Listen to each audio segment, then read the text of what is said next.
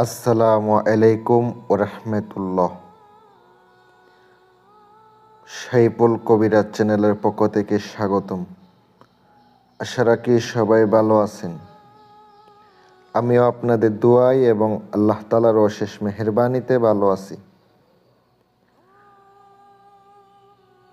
আজকে যে বিদ্যাটা আপনাদের সামনে নিয়ে হাজির হলাম, ইসলামিক একটা মন্ত্র নিয়ে আসলাম।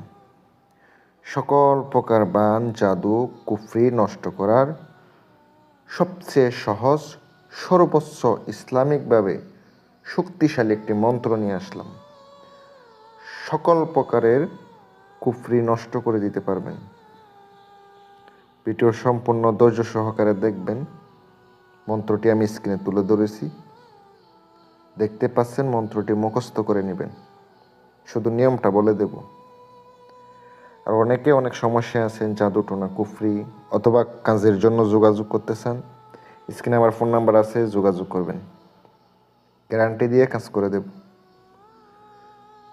যদি কারোর উপরে কেহ পান মারিয়া থাকে, তবে তাহার গার উপরে মন্ত্রটি, উক্ত মন্ত্র 7 বার পড়িয়া 7টি ফুঁক দেবে। আর কলসির পানি আনাইয়া ওই পানির উপরে মন্ত্রটি 41 বার দম করিয়া রোগীকে খাওয়াইবে এবং গোসল করাইবে। সকল প্রকার জাদু নষ্ট হয়ে যাবে। এটা একটা কিতাব থেকে সংগ্রহ করা, এটা একটা বইয়ের মন্ত্র, এটা পরীক্ষা করা একটি মন্ত্র, ইসলামিক একটি মন্ত্র।